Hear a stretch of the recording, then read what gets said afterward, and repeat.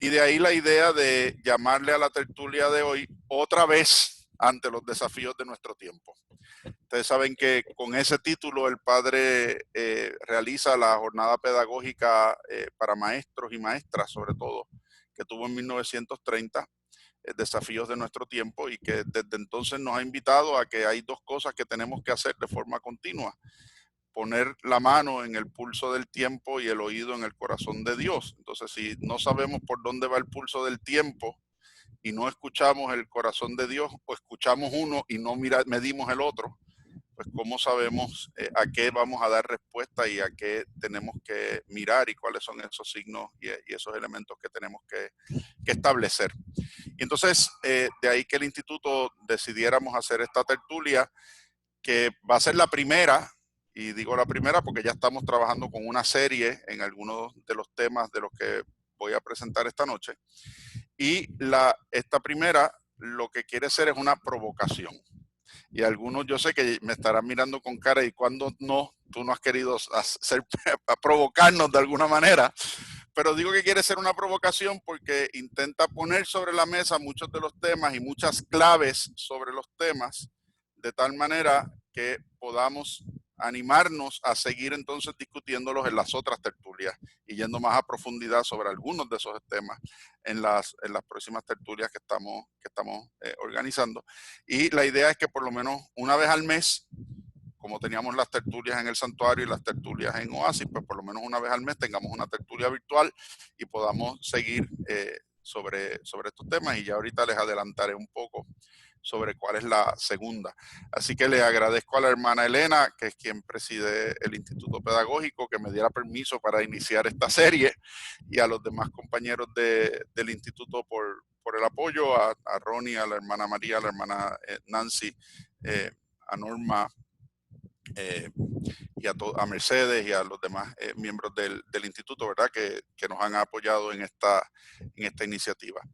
Y qué mejor que ponernos entonces en la presencia de nuestra madre, ponernos ante ella, pedir de ella su bendición, su protección y su inspiración.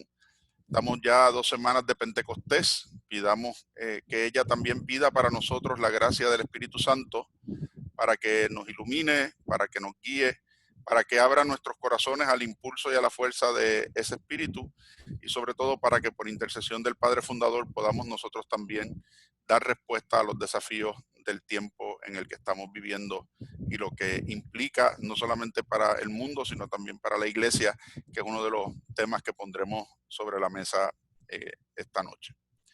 Así que pues vamos a comenzar. Vamos al mambo, como decimos nosotros y como le digo a mis estudiantes después del preámbulo a cada clase.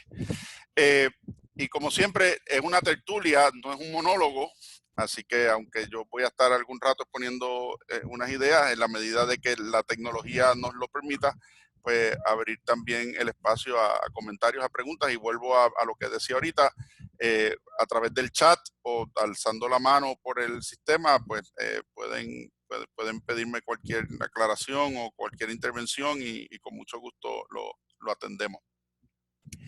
Yo quisiera comenzar haciendo referencia a dos escritos recientes, a dos columnas recientes que salieron en el Nuevo Día, en las que yo comentaba algunos de los asuntos que voy a mencionar esta noche. La primera de ellas se titulaba Globalización en pausa.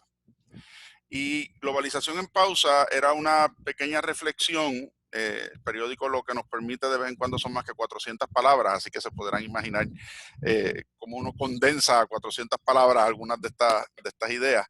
Ya nos subieron a 600 para la próxima, así que vamos a ver cómo lo manejamos. Pero comentaba yo en Globalización en pausa que este tema de la globalización, aunque lo vemos como algo moderno, incluso posmoderno, ha sido la historia de la humanidad. Todos nosotros recordaremos en nuestras clases de 9º grado a los fenicios viajando por todo el Mediterráneo, haciendo intercambios desde el Imperio Romano y antes del Imperio Romano, y todos nosotros aprendimos que Colón salió de España para buscar una ruta comercial donde pudiera llevar la seda y las especias de vuelta a Europa, sobrepasando el bloqueo de los musulmanes. Y eso es globalización. Y el imperialismo que se dio en la post-colonización es globalización. Lo que pasa es que lo que los estudiosos de este tema llaman la primera ola de la globalización, que es la globalización de los países. Toda esta actividad de crecimiento, toda esta actividad de desarrollo y de expansión estaba motivada por el deseo de los propios países de expandir sus fronteras y de acaparar recursos. Y esa segunda ola de globalización, esa primera ola de globalización dura hasta la Revolución Industrial. La Revolución Industrial, y particularmente con posterioridad a la Gran Depresión en Estados Unidos, comienza una segunda ola de globalización. No es que los países dejaron de hacerlo, es que cambia el principal jugador en esa ola de globalización. Y esa segunda ola es la de las multinacionales. El fenómeno de las corporaciones es un fenómeno que empieza a surgir como lo conocemos modernamente a finales del siglo XIX. Es a principios del siglo XX precisamente el esquema de las corporaciones el que provoca la Gran Depresión y la caída del mercado de valores. Pero después de la Gran Depresión y particularmente después de la Segunda Guerra Mundial, con la liberalización de los mercados mundiales, esa segunda ola la capitanean las multinacionales. Y hoy en día tenemos multinacionales que representan economías más grandes que algunos países del mundo. Entre las 100 economías más poderosas del mundo, 40 son corporaciones, no son países, para que tengan una idea de lo que estamos hablando. ¿Okay? Así que no es que los países dejan de existir como entes de globalización, es que no son los que dirigen esa ola de globalización. Y llega entonces la tercera ola de globalización, que ocurre con dos fenómenos que se dan casi simultáneamente, con 4 años de diferencia. El primero de esos fenómenos es la aparición del Internet. Y el segundo fenómeno es la caída del muro de Berlín. Esos dos eventos, la aparición del Internet y la caída del muro de Berlín, representan el derribo de las fronteras político-económicas con la caída del muro, pero también de las fronteras físicas y geográficas con la aparición del Internet. Todos ustedes están en distintos puntos de la isla, quizás algunos están fuera de Puerto Rico, como Ronnie, y nos estamos viendo en vivo, simultáneamente, a todo color, como si estuviéramos en la sala de la casa de cada uno. Yo los he dejado entrar a mi sala, ustedes me han dejado entrar a las suyas, y estamos aquí compartiendo esta tertulia, como compartimos una llamada telefónica, como compartimos una conexión. Y esa tercera ola de globalización es la globalización de los individuos. Nosotros somos los que vamos al frente en esa ola de globalización. Y esa ola de globalización, tanto el Internet como las tecnologías, como acortar las distancias de los viajes, por los medios de transportación avanzados que tenemos, por la simultaneidad, por los medios digitales, pues son esa tercera ola de globalización que la hemos visto abruptamente detenida con la aparición de un virus. Y mucha gente hubiera pensado que el virus que detendría la tecnología sería un virus cibernético, pero el virus que ha detenido al mundo es un virus de nosotros los mortales. Y nos ha vuelto a poner en el centro de la preocupación de la sociedad humana. ¿Por qué? Porque hasta ahora el centro y la atención estaba en proteger los medios de producción. Y de momento nos hemos dado cuenta de nuevo que de nada sirven los medios de producción si los seres humanos no estamos aquí para satisfacerlos y para poderlos utilizar y en beneficio nuestro. Y eso, como ustedes saben, fue siempre una de las preocupaciones del padre fundador. El pensar mecanicista es deshumanizante y saca al ser humano del centro. Y al sacar al ser humano del centro empieza a generar nuevos dioses y empieza a generar nuevas idolatrías, como les llama Juan Pablo II en su magisterio, nuevas esclavitudes, o como les llama el Papa Francisco en el suyo, los nuevos espacios de descarte del ser humano. Así que nos ha vuelto a poner a pensar en cuál es el foco cuál es el centro, dónde está realmente la importancia de la vida humana, y no hay avance tecnológico ni científico que le haya podido poner freno adecuado a esta realidad. Entonces, esa pausa ha representado un reto grandísimo en todas las instancias, no solamente a nosotros en nuestra vida rutinaria que se ha visto interrumpida de la noche a la mañana, sino que todas aquellas cosas que dábamos por sentado y que las veíamos y percibíamos como seguras, todas han caído. Las líneas aéreas están cayendo en bancarrota. Esta semana la primera multinacional aérea declaró la quiebra, que es Avianca, la segunda línea aérea latinoamericana más poderosa del mundo. Hemos visto como las grandes economías europeas quedaron detenidas, Italia completamente cerrada, España completamente cerrada, Alemania con la mitad de su actividad económica totalmente detenida, Inglaterra hasta el primer ministro, después de negar tanto la enfermedad, terminó en cuidados intensivos por 10 días como víctima de ella. Y no digamos en Estados Unidos lo que está pasando. Nuestra rutina de todos los días con la escuela de los hijos, con nuestro trabajo, con nuestras universidades, con nuestra manera de hacer nuestra vida, de transportarnos, de salir, de momento hasta nuestra libertad social, civil y personal ha quedado detenida.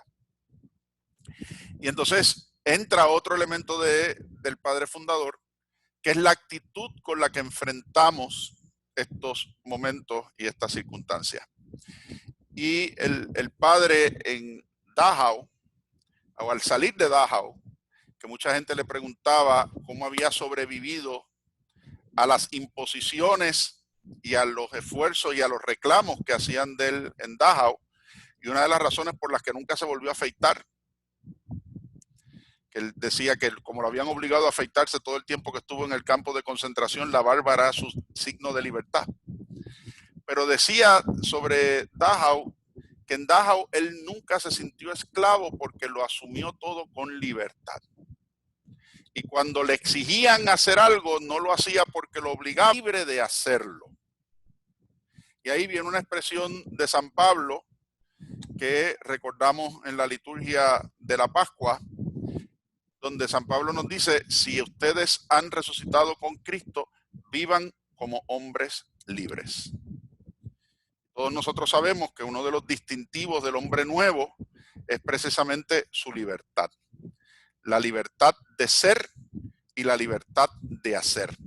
Y en estos momentos donde nuestra libertad de hacer se ve cada vez más limitada por las órdenes ejecutivas que nos impone el gobierno, por el miedo al contagio, por las restricciones de nuestras propias familias, es cuando más importante se vuelve la libertad del ser. Porque esa es la que nos permite no sentirnos prisioneros en nuestra casa, sino en vez de prisioneros sentirnos seguros. Y es esa libertad la que nos permite saber que a pesar del esfuerzo de lo que estamos haciendo, ese esfuerzo tiene consecuencias de bien común. Y que ese esfuerzo que estamos haciendo también es un esfuerzo que puede redundar en la corriente de gracia que Dios ha abierto en cada uno de nosotros por el bautismo, como dice San Pablo, y que en Schoenstatt adquiere un significado nuevo con el tema del capital de gracia. ¿Lo vivo como un sufrimiento o lo aporto como una gracia para el bien común? ¿Lo vivo como un encierro o lo vivo como una expresión de solidaridad con el resto de la humanidad con la que convivo? Con mi familia, con mis compañeros de trabajo, en mi caso, con mis propios estudiantes, a través de la distancia, terminando los cursos de la universidad. ¿Cómo lo vivo? Entonces, esa la pregunta que yo hacía al final de esa primera columna que publicaba en el periódico, es que no se trata de cerrar las fronteras al flujo humano y cerrar las fronteras al flujo comercial. No se trata solamente de enfrentarnos a las realidades que eso ha tenido en Puerto Rico, porque la globalización tiene consecuencias no solamente positivas, tiene muchas consecuencias negativas, que es de las que hablo en la segunda columna, y voy a esas ya mismo, sino que es el elemento de cómo nosotros nos vamos a plantear nuestra forma de vida cuando esto se acabe. Porque si alguno de nosotros piensa que cuando esto termine, al mundo que vamos a salir es el mismo mundo que dejamos atrás el 15 de marzo, permítame decirle que está muy equivocado. Perdone el reality check. Pero el mundo al que vamos a salir no es el mundo que existía cuando nos encerramos. No es el mundo que dejamos de ver, ni es el mundo en el que dejamos de participar. Todos los medios de producción, todos los medios de distribución, toda la actividad comercial, toda la actividad productiva, toda la actividad de servicios, toda la actividad educativa va a cambiar y va a cambiar significativamente. Y muchas de las cosas que estamos viendo no son cosas transitorias, son cosas que, como decimos por ahí, vinieron para quedarse. Y a esa realidad tenemos que despertar. ¿Por qué?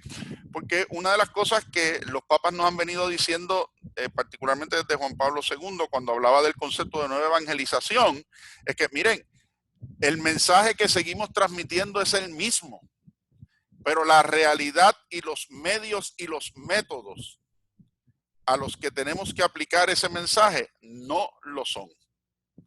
Y si nos ha costado trabajo, luchar primero contra el materialismo y contra el mecanismo del materialismo y después contra todo el tema de la relatividad moral y social, en una nueva realidad, todos esos elementos van a cambiar de forma significativa. Entonces la pregunta es, ¿cuáles son esas nuevas realidades? ¿Cuáles son esas nuevas observaciones? ¿Cuáles son esos nuevos medios? ¿Cuáles son esos nuevos retos? ¿Por qué? Porque la globalización tiene una consecuencia que, aunque uno no quisiera pensar que es querida y buscada, es una consecuencia natural. Y es el tema de la mercantilización. Es el tema de convertir todas las cosas en recursos consumibles. Y convertir entonces las cosas en lo que llamamos commodities.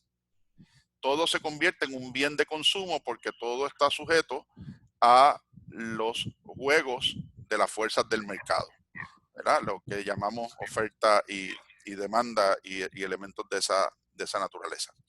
Y de eso es lo que toco en la segunda columna, que voy a ella para entonces ir a los elementos que les planteé. Esa segunda columna se titulaba Un nuevo Bretton Woods. ¿De dónde viene ese nombre de un nuevo Bretton Woods? Pues quizás algunos de ustedes que conozcan de historia económica o recuerden la historia post Segunda Guerra Mundial, recordarán que en 1947 en New Hampshire, en los Estados Unidos, en un pueblito que se llama Bretton Woods, donde hay un hotel grandísimo, las Naciones Unidas organizaron una gran conferencia para decidir cómo sería el orden económico mundial después de la guerra. Dice, convencidos de su triunfo sobre los alemanes y los países que estaban en su bando, tanto los rusos como los americanos, los franceses y los ingleses, dijeron, bueno, pues vamos a hacer una conferencia internacional, nos vamos a invitar nosotros y a los nuestros, no vamos a invitar a Japón, ni a Alemania, ni a su bloque, a decidir cómo vamos a organizar el mundo. Entonces surgió una idea allí que cuando uno la escucha no parece muy descabellada, pero ha tenido consecuencias muy tristes para la humanidad. La idea que sale de Bretton Woods es que si se aumenta la interdependencia comercial entre los países, entonces los países no se van a ir a la guerra. Porque mientras más yo dependo de ti, pues no me voy a pelear contigo, porque si me peleo contigo, entonces ¿de dónde obtengo lo que necesito? ¿Verdad? Esa era la idea detrás del sistema de Bretton Woods. Dejar de lado el imperialismo proteccionista de la era mercantilista de la primera mitad del siglo XX y abrir una nueva ola expansiva de comercio libre alrededor del mundo que permitiera esos intercambios que fortalecieran esa interdependencia. Y ahí es donde entran las multinacionales en el segundo juego de globalización del que les hablaba ahorita, ¿verdad? ¿Qué pasa? Que El mecanismo que eso produjo fue entonces la acaparación de los recursos. ¿Y a qué me refiero con eso? Pues aquí viene un principio fundamental de economía. El principio fundamental de la economía se basa en que las necesidades del ser humano y los deseos del ser humano son infinitos, pero que los recursos que tenemos disponibles para satisfacer esas necesidades son recursos finitos. ¿Cuáles son esos recursos? Pues la economía identifica 4. Uno es, por supuesto, el recurso humano. Pero el recurso humano no en su capacidad creativa, sino el recurso humano en su capacidad productiva. Y por eso en inglés se le llama labor, ¿verdad? El recurso de la labor, de la mano de obra. Segundo recurso es la tierra. La tierra, que es nuestra fuente primaria de esos recursos. El tercer recurso son entonces la infraestructura, las herramientas, la maquinaria, la tecnología. Y el cuarto recurso es el capital, es decir, el dinero. El que tiene capital controla los otros 3, porque el que tiene capital es el dueño de la tierra, el que tiene el capital es el dueño de los medios de producción y el que tiene capital es el que paga los salarios. Así que el sistema está estructurado de tal manera que coordina los 4 para que adquiriendo recurso tierra, manejándolo a través del recurso medio tecnológico, con el esfuerzo humano, entonces enriquece al capital que puede entonces adquirir más tierra, adquirir más tecnología y contratar más gente. Entonces es el ser humano como empleado, es el ser humano como medio de producción y no el ser humano como el que, usando una expresión del Papa Francisco, el que primerea sobre el sistema. ¿Y cuál es el recurso más importante entre todos ellos? Pues en la economía clásica y sobre todo en la economía neoliberal que estamos viviendo alrededor del mundo, el recurso primario es el recurso capital, porque es el que da acceso a los otros. ¿Qué pasa? Que ese sistema tiene un talón de Aquiles, y se llama el salario. Dirán, ¿y por qué el salario es el talón de Aquiles del sistema? Bueno, porque ¿cuál es la única manera en que el sistema inyecta dinero de vuelta para que se consuma lo que se produce? El salario. Si no hay salarios, la gente no puede comprar.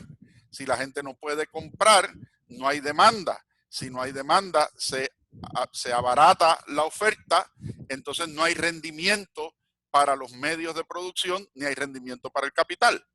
Y estoy aquí usando la simplificación más sencilla, ¿verdad? Que podamos entender sin entrar en temas teóricos de economía muy profundos para que nos podamos manejar, ¿verdad?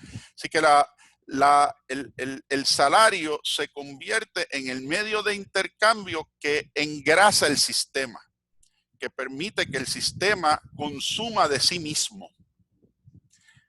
Problema que estamos viendo en los últimos 20 años. Pues algo que un teórico de estas cosas de apellido Schumpeter, austriaco, decía en la década del 20 y en la década del 30, que en la medida que el sistema se va haciendo más eficiente, desplaza a los seres humanos del trabajo, y eventualmente al desplazar a los seres humanos del trabajo, no pagará salarios, y si no paga salarios, entonces no hay quien consuma, y si no hay quien consuma, el sistema se mató a sí mismo. Dice, trae ese talón de Aquiles, se convierte en la ponzoña del propio animal. Y lo desarticula y lo destruye. El fenómeno que habíamos estado observando hasta ahora era precisamente el desplazamiento del ser humano de los medios de producción y del trabajo. ¿Por qué? Pues por la tecnología. Cada vez son menos las cosas donde la mano de obra es necesaria para una gran capacidad de producción. Y una gran capacidad de producción que ya no está necesariamente atada a las necesidades del ser humano, sino a crear necesidades. A crear necesidades.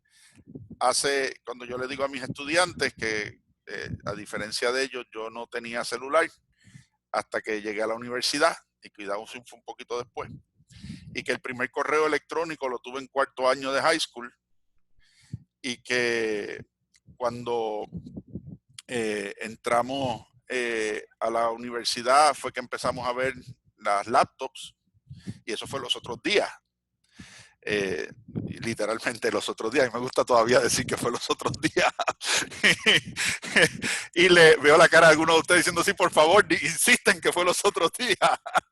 La realidad es que si uno salía de su casa y lo llamaban, pues alguien contestaba el teléfono en la casa y uno encontraba el mensaje cuando volvía, y si no había nadie en la casa, pues que llamaran de nuevo y el mundo no se nos caía, hasta que nos presentaron los beepers. Entonces, si no te consiguen, no hay problema, te mandan un mensaje al beep, pero tenías una contestadora telefónica en la casa. Y de ahí ese vendernos ahora la tecnología, y al punto de que si alguno de nosotros sale de su casa y se le queda el celular, es como si se hubiera muerto. No valgo nada porque estoy incomunicado, no soy accesible, no puedo acceder a nadie. Entonces nos volvemos locos y nos desesperamos, ¿no? Entonces, y la tecnología se va volviendo obsoleta tan rápidamente que el impulso a mantener el consumo es un impulso automático. Voy a hacer una pausa porque he visto algunos mensajes. No es que no se oiga, es que algunos, cuando les llega la alerta del gobierno, se les cae el sistema de audio y tienen que volver a conectarse para poder recuperar el sonido. Así que lo siento, pero pues la alarma de Wanda a las 6:30 nos descalibra a algunos de nosotros. Por eso estoy en la computadora y no desde el teléfono, porque si me conectara desde el teléfono ya nos hubiéramos interrumpido todos. Así que si alguien me hace el favor y le puede contestar a la persona que está diciendo que no escucha, que tiene que volverse a conectar porque la alarma le desconectó, se los voy a agradecer. Bueno, pues cierro el paréntesis, seguimos acá. Las fuerzas del mercado nos han llevado a que ya no es la demanda la que regula el mercado, sino que es la propia oferta. Y si alguno de ustedes tiene dudas sobre eso, pues déjenme decirle que al norte de Italia todos los días se botan miles de galones de leche, porque si salieran al mercado el precio de la leche se cae. Que en Argentina y en Chile se pierden todos los días millones de toneladas de soya que podrían aliviar parte del hambre en África, porque si salieran al mercado, el mercado de la soya se desploma el precio y se pierden. Y alguna gente pensaba que eso es lo que los decíamos, hablábamos de absurdos, hasta que vimos hace 3 semanas cómo el precio del petróleo se fue en negativo. No fue que cayó, fue que se fue en negativo. Cuando el precio del petróleo se va en negativo, lo que quiere decir es que los productores de petróleo lo están recomprando de vuelta a $37.50 el barril para rellenar sus reservas, porque el petróleo allá afuera no hace nada. Y déjenme decirle a aquellos conspiracionistas que cuando ven los barcos de las petroleras navegando por el sur, piensan que esos son los que nos están causando los temblores, que lo que pasa es que la mayoría del petróleo que está en el mercado no se almacena en tierra, se almacena en las propias barcazas en las que se comercia. Y esas barcazas están ahí llenas, flotando como grandes almacenes, esperando quién las compra. Y están distribuidas en las distintas cadenas de distribución marítima del mundo para estar cerca de los mercados según se vende. Y en el Caribe, como el único productor es Venezuela y Trinidad y Tobago, y todos los demás somos consumidores para los sistemas eléctricos, y el mar Caribe es un mar calmado contrario al Atlántico, la mayoría de las barcazas que suplen esta región, donde se mantienen, es en el mar Caribe. Y necesitan acercarse a puerto cada cierto tiempo para reabastecerse de recursos para los marinos que viven en ella. Así que podemos ver nuestros mares siempre llenos de barcazas, y son barcazas que están por ahí esperando vender el petróleo. y esas barcazas y vender el combustible, ¿verdad? Quizás, y hago este paréntesis, no para echarme nada encima, sino para que entiendan mi preparación académica como abogado es en comercio internacional y es en negociación de contratos internacionales. Así que esto es lo que yo enseño en la universidad. O sea, no estoy, o sea, te estoy hablándole de cómo funcionan estos mercados en la realidad, ¿verdad? Así que, José, ¿de dónde se leyó esa historia? Mire que así se mercadea el petróleo y funcionan los mercados del petróleo alrededor del mundo. Así que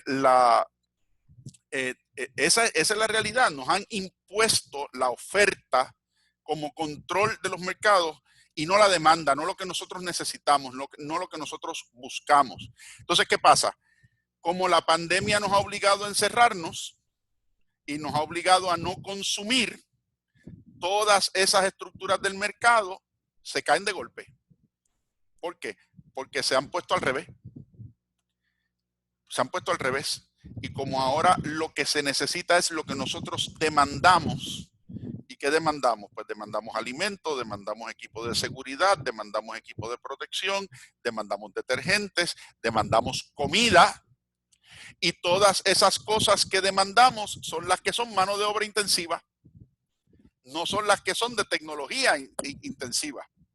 ¿Y qué pasa donde hay mano de obra intensiva en medio de una pandemia? Porque la gente no puede ir a trabajar, porque si van a la fábrica, si van a donde se produce la carne, que es lo que está pasando en Estados Unidos ahora mismo, los contagios son masivos.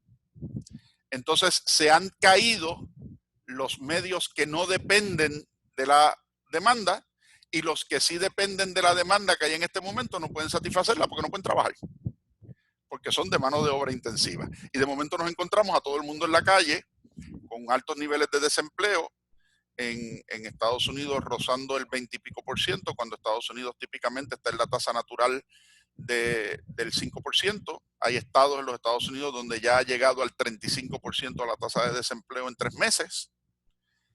Y eso es un largo camino, de un 5 o 6% a un 30 y pico % en un periodo de 2 meses y medio, donde ya han muerto alrededor del mundo más de 300,000 personas por el COVID y se estiman en más de 3 millones, de 4 millones los contagios. Pues todas esas estructuras se ven caídas. Y si a eso le sumamos lo que yo hablaba ahorita de la mercantilización, de la comercialización de las cosas, pues nos enfrentamos al problema de que la mayoría de aquellas cosas que debiéramos considerar elementos esenciales de la vida humana se han convertido en commodities, se han convertido en bienes de consumo. Y en nuestro caso hay 3 que son altamente problemáticos. El primero es el que tiene que ver con la salud. El segundo es el que tiene que ver con la educación. Y el tercero es el que tiene que ver con la vivienda. Por mencionar los 3 más críticos. Fíjense que de la noche a la mañana, pensar en un sistema universal de salud se ha vuelto una moda después de la pandemia, pero 3 semanas antes de la pandemia era la razón principal para demonizar a Bernie Sanders y a un buen sector del Partido Demócrata de los Estados Unidos. No estoy diciendo nada a favor de Bernie Sanders, ni estoy diciendo nada a favor de ese sector. Lo que estoy diciendo es cómo de ser el anatema en el discurso político se convierte ahora en el centro de atención incluso de los republicanos. O como hace 3 meses atrás eran siempre los demócratas los que habían creído en un gobierno federal fuerte, grande, que se metiera en todo y en la regulación, y los republicanos eran los que creían que no, que el poder tenía que estar en los estados y que tenía que estar más cercano a la gente y que el gobierno federal había que recortarlo. Y de momento estamos viendo a un partido republicano y a un presidente republicano que reclama cada vez más poderes centralizados en el gobierno federal y limita la autoridad que tienen los estados para bregar con la pandemia. De nuevo, no estoy ni hablando a favor ni en contra de uno, lo que quiero es que veamos cómo eso ha trastocado la mentalidad sociopolítica a la que nos vamos a enfrentar. Y todo en torno a un tema en particular, el tema de la salud pública, que de ser un elemento esencial para la vida, se ha convertido en un bien de consumo. El que tiene para pagar tratamiento, el que tiene para pagar plan médico, el que tiene para pagar medicamentos, ese sobrevive. El que no tiene, entonces lo descartamos. Pero entonces la salud es un bien de consumo o la salud es un derecho. Y si la salud y si reconocemos la vida como el derecho fundamental y la salud es esencial para la vida, entonces negar la salud no es un elemento de negación del derecho a la vida. Como le digo a mis estudiantes, mi función es plantear preguntas y hacerlos pensar. Las respuestas las tenemos que buscar de otras maneras, ¿verdad? Porque si no, no quiero entrar en el proselitismo. Pero es el elemento esencial y lo que el Papa nos ha estado insistiendo y nos ha estado diciendo. O sea, ¿es la salud un derecho fundamental del ser humano o es la salud un bien de consumo? Porque si la salud es un bien de consumo, entonces sujetemos la salud a los bienes, a la oferta y demanda del mercado. Dejemos la salud ahí. Pero si la salud es un bien fundamental, quizás una de las cosas que tenemos que repensar cuando volvamos de la pandemia es y cómo vamos a modificar nuestro sistema de prestación de salud, y no solamente el sistema de prestación de salud, todos los sistemas alrededor del sistema de prestación de salud, como es la disponibilidad de medicamentos, los recursos, el acceso a plan médico, el acceso a tratamiento para manejar esta situación. Yo señalaba en un programa de radio hace unos días donde me preguntaban sobre estos temas que nosotros, ustedes recordarán, en Puerto Rico hasta la reforma de salud teníamos un sistema de salud que se le llamaba el Plan Arbona, porque él lo desarrolló, que era un sistema que estaba basado en clínicas comunitarias, en dispensarios, en las unidades de salud pública, en los CDT, en hospitales locales y entonces hospitales regionales, que eran los hospitales de distrito, los llamados centros médicos a través de toda la isla, donde todo el mundo tenía acceso. Hoy en día, mucha gente, frente a lo que está pasando con la pandemia y a lo que hubiera sido una mejor distribución de pacientes y de diagnósticos, nos dicen, si tuviéramos el sistema Arbona. Lo curioso es que muchos de los que dicen si tuviéramos el sistema Arbona, algunos de ellos fueron de los que contribuyeron a eliminar el sistema Arbona y a convertir el acceso a la salud en un acceso convertido en un commodity a través de un sistema donde el que no tiene queda fuera. Entonces miran, pero es que el que no tiene la reforma. Sí, pero no se nos olvide que en Puerto Rico el grueso del país no está ni en la reforma ni en planes médicos. El grueso del país está en un limbo donde tiene recursos suficientes para no cualificar a la reforma, pero no tiene recursos suficientes ni protección patronal para caer en un plan médico privado. Y ahí es donde está la masa crítica del país. Y sujetamos la reforma a los vaivenes del mercado porque dependemos de los planes médicos y de lo que los planes médicos cotizan para que haya acceso y al costo que el gobierno tiene entonces que pagar para hacerlo disponible. Hay otros modelos sobre eso, pero eso no es el propósito de la tertulia, de eso podemos hablar en otra ocasión, pero lo que quiero es que veamos cuáles son esos puntos donde tenemos que repensar nuestras realidades de otras perspectivas. El segundo que mencionaba era la educación. Nuestra Constitución reconoce la educación como un elemento de valor social. ¿Por qué lo reconoce como un elemento de valor social? Porque a mayor nivel de educación, mayor probabilidad de desarrollo y de movilidad social de un pueblo. Y aquí hay que hacer una distinción importante que algunos de ustedes me han escuchado hacer en otras ocasiones, que es la distinción entre crecimiento y desarrollo. Uno puede tener mayor actividad económica y esa mayor actividad económica generar mayor riqueza y eso se llama crecimiento. Pero si esa riqueza no se distribuye, de forma adecuada, no hay desarrollo. Hay acumulación, hay acaparamiento, pero desarrollo no hay. Entonces, ¿cuál es una de las cosas que abre hacia un mayor desarrollo? Pues la educación, porque cuando hay desarrollo hay movilidad social, hay movilidad laboral, hay posibilidad de acceder no solamente a mejores trabajos, sino también a generar actividad económica propia, y esos mejores trabajos y esa actividad económica propia entonces se queda y mejora las condiciones de vida de forma general. Y cuando ese crecimiento es debidamente distribuido, entonces puede haber desarrollo, y por eso un sistema tributario adecuado y un sistema de distribución adecuada de la riqueza pues tiende a mayor desarrollo. La historia de Puerto Rico es una historia de mucho crecimiento y de poco desarrollo.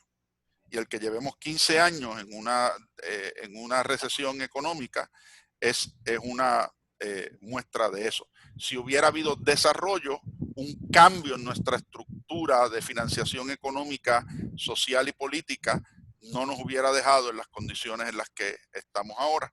Pero tan pronto escapa la riqueza que genera ese crecimiento y no se queda y no se puede reinvertir y no se puede redistribuir, pues entonces nos quedamos en la situación en la que estamos. Y uno de los elementos que sufre con eso es precisamente la educación. Entonces nos hemos movido a un modelo donde la educación se ve solamente como un bien de consumo. ¿Por qué como un bien de consumo? Pues porque solamente beneficia al que se educa. Como solamente beneficia al que se educa, o eso es lo que se plantea, que el beneficio es solamente para el que se educa y no hay un beneficio social de esa educación, pues entonces que se endeude, que le cueste más. Y no tenemos nosotros que meternos en un proyecto social educativo, cuando toda la historia nos muestra que a falta de un modelo social educativo sostenible y de avanzada, automáticamente lo que ocurre es un retroceso social. Y todo lo que hay que ver es la historia de los países que han sufrido guerras por periodos prolongados, y todo lo que hay que ver es lo que pasó precisamente en la Alemania nazi, con la descomposición y destrucción intencionada del sistema educativo, que era lo que el padre advertía precisamente en esa jornada de 1930 llamada Desafío Social, de cómo tú destruyes el modelo educativo e insertas en ese modelo educativo una pedagogía tal que lleva a desarrollar una mentalidad reduccionista del ser humano.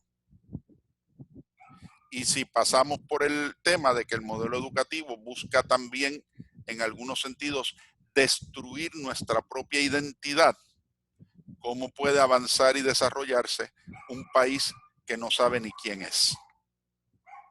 ¿Verdad? Entonces, ¿cuál vuelve a ser el centro? ¿Cuál vuelve a ser el propósito? ¿Cuál vuelve a ser el modelo?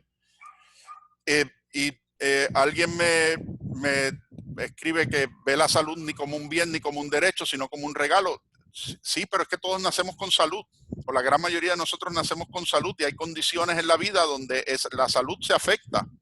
Y entonces el hecho de que mirarla como un derecho no quiere decir que tenemos derecho a estar saludables. Cuando yo hablo de la salud como un derecho, hablo del derecho al cuidado de ese regalo que tenemos, igual que tenemos el derecho al cuidado de la vida, que también es un regalo. No es porque siempre hablamos del derecho a la vida, pero no cuestionamos que la vida es un regalo. Lo que pasa es que hay derecho a la conservación de ese regalo. Pues lo mismo pasa con la salud. Es un regalo y hay derecho a la conservación de ese regalo. Lo que pasa es que conservarla cuesta.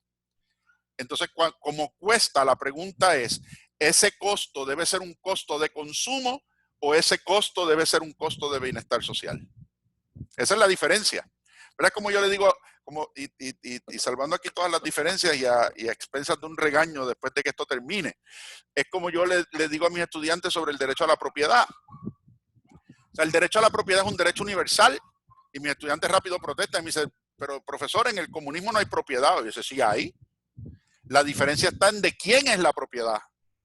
En el sistema capitalista y en el sistema liberal, la propiedad es estrictamente privada. En el sistema comunista, la propiedad es estrictamente pública. Y en un sistema mixto, social, adecuado, entonces hay cosas en la propiedad que son privadas y hay cosas en la propiedad que son bienes públicos. Entonces la pregunta es, ¿dónde encaja uno o el otro? ¿Dónde encaja la salud? ¿Dónde encaja la educación? Y el tercero, que es el más problemático, es dónde encaja la vivienda. En este momento en Puerto Rico hay más casas reposeídas y vacías que de ambulantes y personas sin hogar. Y la pregunta es si eso no nos dice nada, tenemos que repensar mucho como cristianos. Si eso no nos dice nada, tenemos que repensar mucho como cristianos. que vivimos en un espacio geográfico, político y social donde hay más casas vacías y reposeídas que gente desplazada. Y no hablemos de los deambulantes, y no hablemos de los que han quedado desplazados por malas decisiones en la vida, que también tienen derecho a rehabilitarse y a que uno los atienda. Hablemos y pasemos por el tema de los que se han quedado sin casa después de María y de los que se han quedado sin casa después de los terremotos. ¿Verdad? Cuando uno piensa que estamos ya a cumplir 3 años del huracán y que todavía hay un 20% de las viviendas en Puerto Rico con toldos azules, pues uno tiene muchas cosas que preguntarse. Y esto no es un cuestionamiento solamente al gobierno, porque uno dice estas cosas y dicen, ay, le está cuestionando al gobierno. No, estoy cuestionando a nosotros mismos. ¿Qué hemos hecho para plantear otras cosas y para plantear otras alternativas y para resolverle al que tenemos al lado? Que es la pregunta fundamental para cada uno de nosotros. ¿Qué estamos haciendo en nuestro propio espacio, en nuestro propio contexto? Entonces, cuando yo planteo el tema de Bretton Woods, y hablo de un nuevo Bretton Woods, digo, bueno, pues en aquel momento se reunieron a pensar cómo debía ser el sistema económico y el resultado es este sistema económico extremadamente liberal que lo que ha producido es un nuevo acaparamiento de riquezas y de bienes y de medios de producción que ha vuelto a países más pobres porque los ha hecho incluso perder sus propios bienes de capital y sus propios recursos naturales. Déjenme darle ejemplos muy sencillos. La reserva petrolera de Brasil no es de Brasil. El petróleo que se encuentra en Brasil no es de Brasil, es de China. La reserva petrolera de Venezuela ya no la administra Venezuela, la administra Irán. En el cono sur, que es donde hay una de las mayores producciones de maní del mundo, siguen produciendo el maní, dejaron de producir los derivados. Entonces le venden el maní al resto del mundo y entonces compran los derivados del maní de otro lado, el aceite, la mantequilla de maní, todas esas cosas. Entonces, ahora que esos países no están produciendo, ¿qué pasa con esos países que perdieron su capacidad productiva? Todos compramos en China, ¿y cuál fue el primer supermercado que cerró a nivel global? Pues China. ¿De dónde viene? Mi hijo me molestaba el otro día, me decía, papi, ¿tú sabías que los tickets que dicen Made in China se hacen en Japón? Entonces los chinos hacen todo a lo que le ponen el sticker que hacen los japoneses. Pero el consumo, el 60% del consumo mundial viene de China. El primer supermercado que cerró fue China.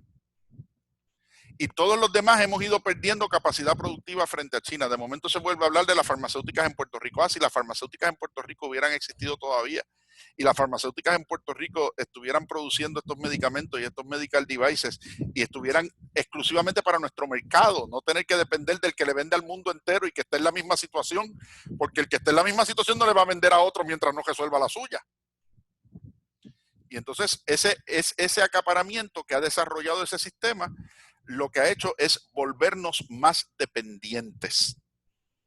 Y en la medida en que nos vamos volviendo más dependientes, nos vamos esclavizando. Porque entonces ya la libertad de nuestras decisiones está limitada por las decisiones de otro. Y todo eso es producto y no deja de ser otra cosa, aunque le querramos llamar de 1000 maneras distintas, de lo que el padre siempre definió como el pensar mecanicista. Ese pensar que disgrega las cosas, que es capaz de esquematizar al ser humano y ver al ser humano en este momento como un medio de producción. Para esto lo veo como medio de producción, para esto lo veo como una cosa, para esto lo veo como consumidor y solo para esto otro lo veo como persona. Entonces, cuando somos capaces de mirar al ser humano desde 4 perspectivas distintas y divorciar una perspectiva de la otra y no pensar que ese mismo ser humano que produce, que ese mismo ser humano que consume y que ese mismo ser humano que necesita es esa misma persona y ese mismo ser humano siempre, entonces nosotros también somos víctimas del pensar mecanicista. No solamente somos víctimas del pensar mecanicista en el trato que recibimos, sino también nos convertimos en víctimas del pensar mecanicista en el trato que damos. Entonces, ¿cuál es esa nueva realidad social a la que vamos a salir después de la pandemia y cuáles son esos retos de esa realidad social después que salgamos de la pandemia? Entonces, el problema, y yo lo que planteo y lo que sugiero es que no podemos esperar a que la pandemia se acabe para pensarlo. No podemos esperar a que la pandemia termine para entonces tener soluciones, porque entonces la pandemia nos va a dejar atrás y nos vamos a quedar atrás y nos vamos a quedar sin respuestas. Y nos vamos a quedar sin respuestas. Y ustedes habrán visto, y esto lo traigo a manera de ilustración, como dice Astrid escribiendo en hemos cosificado a las personas y hemos personificado a las cosas. Yo escuchaba a un sacerdote decir en estos días que si es improcedente tratar a un ser humano como un animal, igual de improcedente es pretender tratar al animal como si fuera un ser humano. Yo cuando veo a esta gente que dice, este es mi hijo, y lo que me enseña es el perro, y le cantan cumpleaños y le celebran fiestas, entonces yo no necesito tener hijos porque yo tengo este animal que satisface mis criterios y mis necesidades de maternidad o de paternidad. Y yo, señores, y entonces, ¿qué usted se considera como persona? ¿Qué usted se considera como persona cuando eso satisface sus necesidades y sus anhelos personales? Por favor, nadie se sienta juzgado. Aquí estoy hablando de la generalidad de las cosas, ¿verdad? No quiero que nadie se ofenda con lo que estoy diciendo, pero es la realidad de lo que tenemos de lo que tenemos que pensar y de lo que tenemos que reflexionar. Entonces, cada vez que nosotros consideramos que un elemento esencial para la vida y para el desarrollo pleno de una persona es un bien de consumo, estamos mirando a esa persona o estamos relegando a esa persona única y exclusivamente como un consumidor o como alguien que necesita, no como alguien que es. Entonces aquí la pregunta fundamental dentro de todo este tema de la pandemia es ¿y quién es? ¿Verdad? Y escuchábamos discursos de no hay que abrir porque los abuelos están dispuestos a sacrificar su vida porque la economía siga adelante. Y eso decía Boris Johnson hasta que se enfermó él.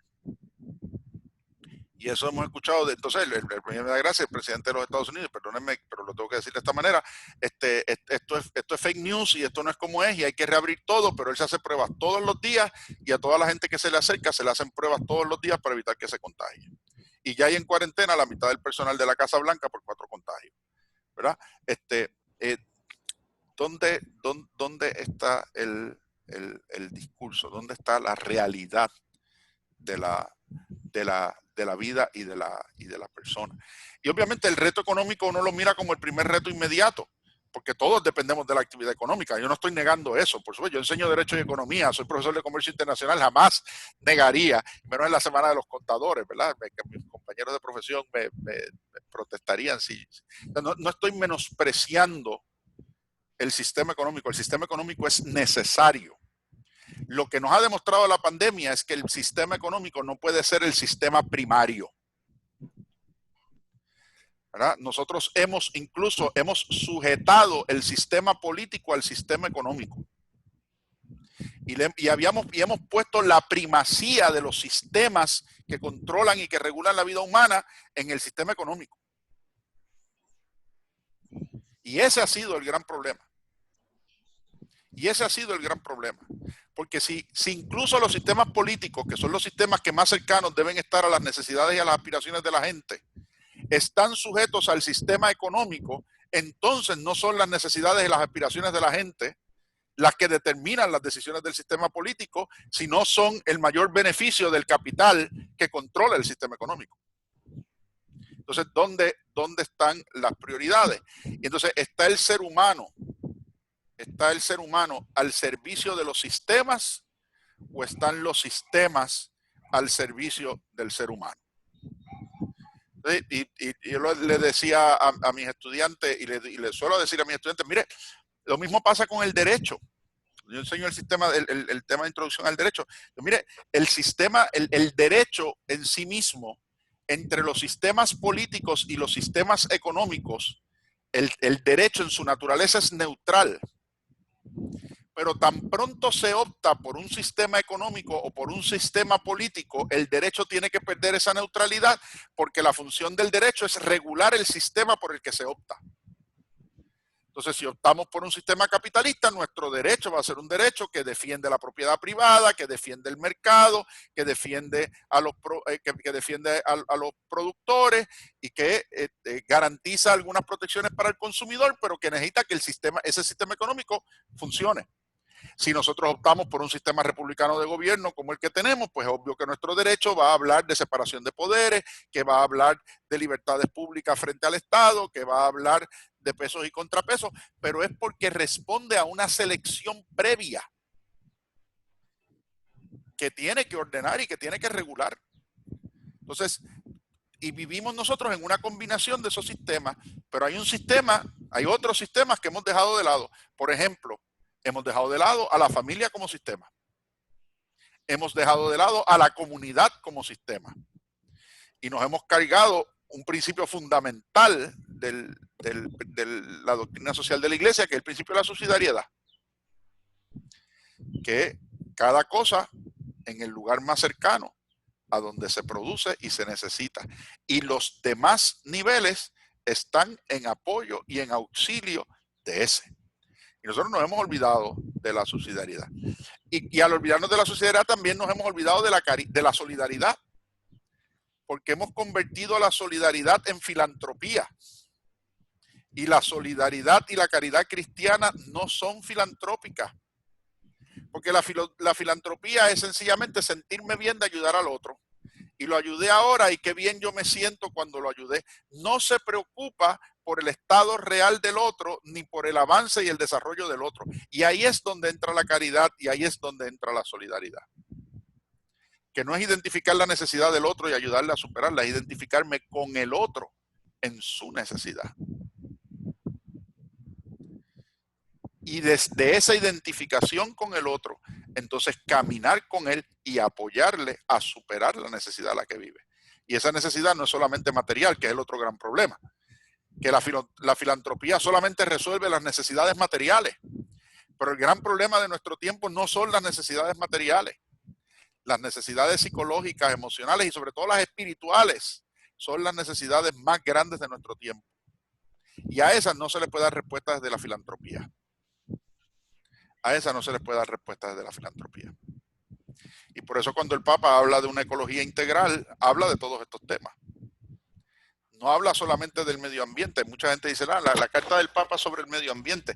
No. La carta del Papa se centra en el medio ambiente porque es la naturaleza la primera proveedora de esos recursos para el ser humano y entre la cual Dios establece la relación creadora. La tierra produce para ti a cambio de que tú la cuides y la conserves. Y no es que la explotes, es que la trabajes. Y en explotarla y trabajarla hay una relación de subsistencia mutua. Balance que hemos roto. Balance que hemos roto. Y por supuesto, Dios está en el tope de todo eso. No lo ponemos en duda y lo afirmamos y lo reafirmamos. Pero Dios está en el tope de todo eso. ¿Y a quién hizo a su imagen y semejanza? Al hombre. Por lo tanto, tan pronto nosotros sacamos al hombre del medio, al sacar al hombre del medio, estamos sacando también a Dios que lo puso ahí, en el centro de la creación. Y que lo puso ahí como beneficiario de todo lo creado. Entonces, si alguien... ¿Y a dónde en el pensamiento del Padre nos lleva todo esto? Precisamente a recuperar la centralidad del ser humano. La centralidad del ser humano en el proyecto de Dios. ¿Por qué? Porque igual que en el tiempo de los nazis, donde el Padre nos planteaba que la gran herejía era la herejía antropológica, esa herejía antropológica no ha sido superada. Esa herejía antropológica no ha sido superada. Esa desvirtuación del sentido del hombre y de la centralidad del ser humano en el plan de Dios no ha sido superada. Hoy lo que vivimos son nuevas formas de esa herejía antropológica. Lo que vivimos son nuevas formas de esa herejía antropológica. Donde al mecanizar esa visión del hombre y ver al hombre solamente o como productor, o solamente como un medio, o solamente como un consumidor, o alguien solamente desde sus necesidades y no en la integralidad de su persona, entonces estamos perdiendo el centro de lo que es recuperar esa visión orgánica del ser humano. Pocos días después de que tuvimos la conversación en el instituto sobre esta tertulia, le enviaba yo a algunos de los compañeros una nota que salió de un libro donde se publican algunos pensamientos del Papa Benedicto XVI, y en esos pensamientos del Papa Benedicto destaca un elemento fundamental para nosotros en Schoenstatt, y es donde el Papa afirma que María es la vencedora de la herejía antropológica. Benedicto XVI hace esa afirmación. María es la vencedora de esa herejía antropológica,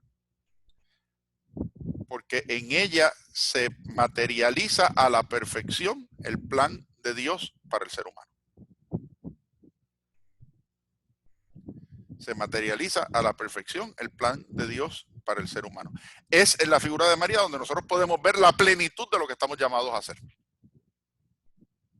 Y por eso ella es la vencedora de esa herejía antropológica.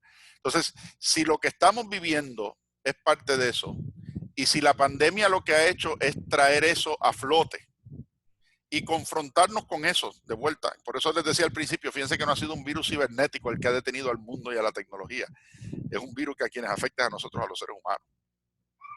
Sí, y cuál es nuestro sentido en todo este sistema, ¿verdad? Hay que abrir la economía, no importa cuántos se mueran, hay que volver a los medios de producción, hay que volver, olvídese, la salud ahora tiene que pasar a un segundo plano y las decisiones tienen que pasar a un segundo plano. Si todo eso ha salido a flote y todo eso ha salido a colación y ha patentizado esas necesidades del ser humano que han quedado relegadas y rezagadas y que han generado esas nuevas marginalidades, la pregunta al salir de la pandemia es ¿y cómo caminamos y recuperamos y vamos devolviendo a ese centro, y cómo repensamos lo que debe ser el mundo y lo que debe ser nuestro espacio y nuestras propias comunidades y nuestras propias familias y nuestra propia sociedad al salir de la pandemia? Porque si salimos igual, permítanme decirle que no habremos aprendido, ni habremos avanzado, ni habremos hecho nada. Habremos vivido escondidos como el que sembró los talentos. Sembré los talentos porque sabía que me lo ibas a pedir cuando regresara. Así que lo que hice fue que los metí debajo de la tierra. Pues nosotros nos hemos metido debajo de la tierra dentro de nuestras casas y no hemos hecho a cambio de eso nada. Y esa es la gran preocupación que me animó a tener esta tertulia, por lo menos provocarlos, ¿verdad? Con estas ideas y con esos pensamientos. ¿Qué estamos haciendo? ¿Hacia dónde vamos a salir? ¿Qué nos vamos a plantear? Y hablo desde las realidades más sencillas, ¿verdad? La gente habla de distanciamiento social. A mí no me gusta la expresión distanciamiento social. Yo prefiero hablar de distanciamiento físico. Porque una cosa es que estemos distanciados físicamente, otra cosa es que estemos aislados. Y este es el momento de estar más cerca los unos de los otros, porque ya que no nos podemos ver y no nos podemos acompañar físicamente, ¿cómo llenamos ese vacío de ese distanciamiento físico? Pues tiene que ser con un acompañamiento social, tiene que ser con llamarnos por teléfono, tiene que ser con vernos cara a cara.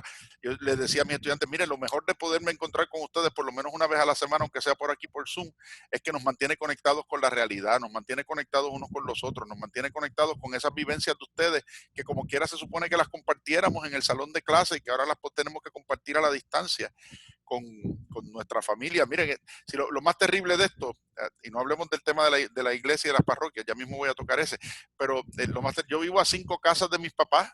Yo en 2 meses y medio no he entrado a casa, nos vemos desde la acera. Yo me paro frente a la casa de ellos en la acera y nos decimos adiós, ellos se paran frente a la mía y hablamos de la puerta a la acera. Y así con mis hermanos que viven por aquí cerca. Llevaba 2 meses y medio sin ver a mi hermana que vive en Dorado, cuando usualmente nos vemos una vez cada 2 semanas. Pues esa es nuestra realidad, esa es nuestra nueva realidad, pero ¿cómo vamos a vivir esa nueva realidad y darle sentido? Y eso somos nosotros, que tenemos la posibilidad de seguirnos conectando y de seguir compartiendo. Pero ¿y qué hacemos con aquellos que no tienen los medios? Como no pueden conectarse y como no pueden compartir, los vamos a dejar ahí aislados y a ver qué pasa, y ya veremos a quienes nos encontramos de ellos cuando salgamos de nuestro encierro. Como el tema de la misa y el acompañamiento pastoral. Es una de las grandes preocupaciones que el Papa manifestó el otro día y que compartíamos en una reunión los otros días en la que estuve participando. ¿Y qué pasa si la gente se acostumbra a ver la misa por internet y no ir a la iglesia? ¿O es que la iglesia es solamente encontrarnos en la misa los domingos? ¿Dónde quedó la comunidad eclesial? ¿Dónde quedó el tema de la comunidad eclesial? Ustedes saben que en una de las jornadas más reciente, yo cuestionaba el modelo parroquial. Y decía que nuestro modelo parroquial es un modelo que está pensado desde la ruralía, donde el punto de encuentro y de actividad es la parroquia, y ese modelo ha perdido sentido en el modelo urbano y en el modelo de vida que estamos enfrentándonos hoy. Pero es que incluso hemos perdido ese modelo con la pandemia, porque ahora pues ya no es a la misa que voy todos los domingos, porque si desde mi parroquia no dan misa a la hora que yo voy todos los domingos, porque están dando solamente una por internet para poder ver la misa de donde sea. Entonces me acordaba aquel meme, y ustedes saben que yo de vez en cuando cito los memes que me llegan por internet, de la madre que le dice al hijo, hijo, vamos para misa, y el hijo le contesta, mamá, no te preocupes, que yo la veo por televisión, y la reacción de la mamá es, pues no te preocupes, cuando te dé hambre cambias al Food Channel, te cambias al Food Network, ¿verdad? Porque la necesidad no se suple de la misma manera. Entonces, pero ¿y cuál es nuestra necesidad de encontrarnos? ¿Cuál es nuestra necesidad de volver a la comunidad? ¿Cuál es el nuevo sentido que tiene que tener la comunidad parroquial y la comunidad eclesial después de la pandemia y después de este periodo de distanciamiento? Quizás por eso la prisa de algunos de volver a abrir. Dice, necesitamos reencontrarnos, necesitamos que la gente vuelva a tener ese sentido de acogida, de acompañamiento, de comunidad. Y ahí es donde adquiere un sentido extraordinario el santuario hogar. Porque si desde el santuario hogar yo me puedo sentir vinculado a las gracias del santuario, entonces ¿cómo hago de mi hogar continuamente ese espacio de comunidad eclesial? ¿Verdad? Que es otra de las respuestas que Schoenstatt tiene que dar en este momento y en este tiempo, frente a esa realidad que estamos viviendo. Porque esa es otra de las desestructuraciones que estamos sufriendo. La desestructuración de la vida comunitaria eclesial. ¿Ah? Decía, le comentaba yo a unos colegas en la universidad que ahora podemos entender mejor el sínodo de la Amazonía. Porque el Papa nos hablaba de estas iglesias donde no tienen el sacerdote más que una vez cada cierto número de meses para la gente poder ir a misa y poderse confesar. Y para nosotros esa realidad es totalmente incomprensible y ajena. De momento el mundo entero es la Amazonía. De momento el mundo entero está en la misma situación de la iglesia en la Amazonía. Y ahora podemos entrar en ese dinamismo y poder entender mejor que lo que el Papa decía para la Amazonía, providencialmente no lo estaba diciendo solo para ellos, nos lo estaba diciendo al mundo entero, que hoy vivimos esa realidad. Y ahora cuando uno lee las conclusiones del sínodo y la exhortación del Papa, querida Amazonía, tiene otro sentido totalmente distinto. No le está hablando a aquella gente que está sin misa, nos está hablando a nosotros. Y a nosotros que estamos tan acostumbrados a la comunión del pan que se nos olvida la comunión que se nos olvida la comunión de la palabra. Y que se nos olvida la comunión de la oración individual y personal. Y entonces la pandemia nos reta a eso también. Nos reta a eso también. ¿Cómo vivo yo mi vida espiritual ahora en esta nueva realidad? ¿Cuál es mi nueva realidad eclesial desde donde estoy? ¿Cómo me mantengo insertado en la comunidad? Por eso agradezco que muchos de ustedes sigan reuniendo sus grupos por medios como este, porque es una manera distinta pero real de vivir esa eclesialidad y vivir ese acompañamiento y vivir esa realidad en la que estamos. Así que son los temas que nos tienen que preocupar, son los desafíos de este tiempo nuevo que estamos viviendo. Desafíos que no dejan de ser los de antes, lo que pasa es que ahora tienen un matiz distinto, ahora tienen una relevancia distinta y salen a flote en manifestaciones nuevas. Que la gente había dejado de ir a la iglesia es una realidad. Que la pobreza la tenemos ahí, sí. Que la salud hace tiempo, que los sistemas de prestación de salud hace tiempo son cuestionables, también. Que el problema de vivienda es un problema real que lo venimos sufriendo desde la crisis del 2008, también. Pero ahora todo eso adquiere una nueva dimensión, adquiere una nueva realidad y necesita mejores respuestas. Porque si las respuestas hubieran sido satisfactorias, nuestra manera de enfrentar la pandemia sería otra. Y la pandemia lo que nos hace es darnos cuenta de que las respuestas que hemos dado hasta ahora no son respuestas suficientes y no son respuestas satisfactorias. Y esto viene a ser como un examen diagnóstico. Y lamentablemente en el examen diagnóstico no nos ha ido muy bien. Pero siempre que hay un examen diagnóstico quiere decir que al otro lado del proceso hay un examen para medir de verdad cuánto aprendimos. Entonces la pregunta es cuánto hemos aprendido en el proceso. Yo terminaba de hacer las tareas con mis hijos esta tarde, que hoy tuvieron el último día de clase, y una de las maestras de inglés conversacional les hace tener un diálogo imaginario que tenían que ellos luego poner por escrito, y una de las preguntas que les es ¿qué has aprendido durante esta pandemia, durante la cuarentena? Y si lo que has aprendido te sirve para el futuro. Y me decía, yo los dejé que lo hicieran ellos, y después me lo pasaban para yo retratarlo y mandarle las asignaciones a la maestra en el sistema. Y cuando me pongo a leer la de mi hijo del medio, me dice, yo espero haber aprendido mucho de esta pandemia, porque si no he aprendido no me sirvió de nada. Y por lo menos, no me ha dicho que aprendió, pero por lo menos él mismo hace la reflexión de que tenía que haber aprendido algo, porque si no ha aprendido, esta experiencia no le ha servido de nada. Y vuelvo al padre y a Dachau, porque al salir de Dachau, el padre dice, me estuve preparando toda mi vida para esto. Toda mi vida me ayudó a prepararme a poder vivir y superar esto. Y ustedes saben que el padre fue a Dachau con completa conciencia y voluntad de ir a Dachau, ¿verdad? Y pienso que nosotros lo tenemos que ver de la misma manera. Toda la vida nos hemos estado preparando para esto. Hemos tenido una preparación personal, hemos tenido una preparación espiritual, hemos tenido una preparación educativa que ahora está siendo retada por estas circunstancias. Pero de la misma manera, hacia el futuro y al salir de ella, nos tenemos que preguntar, ¿y esto cómo nos ha preparado para lo que sigue? ¿Y esto cómo nos ha preparado para lo que sigue y para lo que venga después? ¿Por qué el padre pudo sobrevivir el exilio? Pues porque había sobrevivido Dachau. No nos engañemos, ¿verdad? Y toda su vida era siempre una preparación para lo próximo y para asumir lo próximo, y así lo demuestra, ¿verdad? El poder en blanco y eventualmente la inscripción, ¿no? Es siempre una preparación para lo próximo.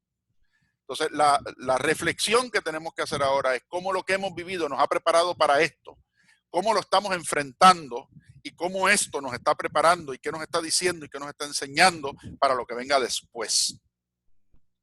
Pero tenemos que adelantarnos a la reflexión de ¿y qué es lo que va a venir después? ¿Por qué uno puede superar el examen? Porque sabe a lo que se enfrenta, ¿verdad? ¿Para qué nos estamos preparando? ¿Qué viene después? Yo creo que esa es, ¿verdad?, una de las preguntas fundamentales que nos tenemos que hacer frente a todo este panorama de realidad. Y como les decía al principio, y con esto termino, lo que quería era provocarlos con los temas, provocarlos con las ideas, provocarlos con los puntos, con las preguntas.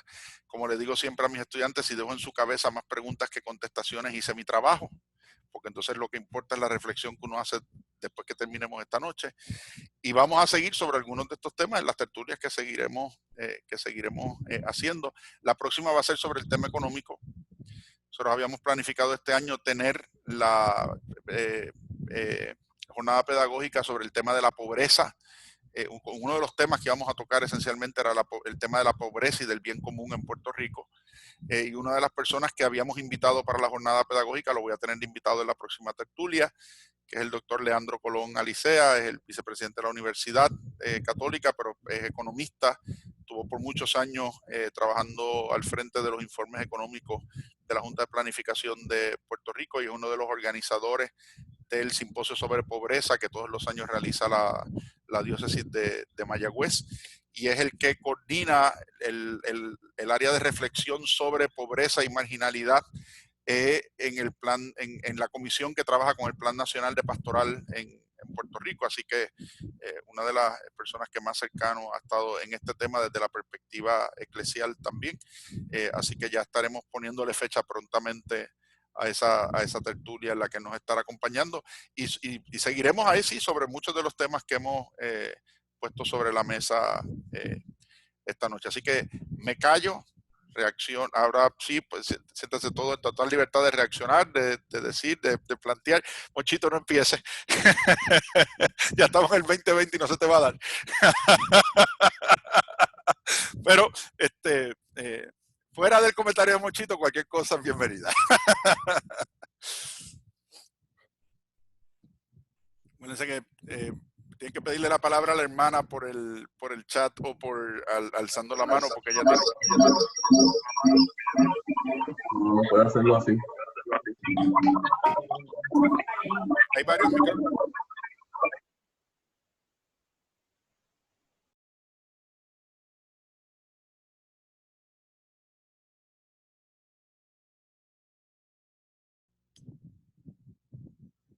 Ahora, gracias. Me había sacado el mío también. Hay varios micrófonos abiertos que queremos evitar el feedback. Por eso les digo que si piden el turno por el chat o poniendo el raise hand, es mejor y evitamos el feedback de los micrófonos.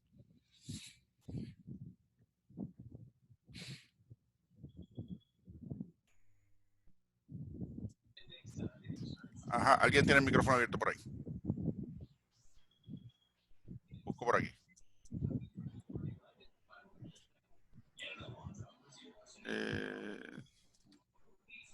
Oigo un micrófono abierto, pero no oigo a nadie al otro lado.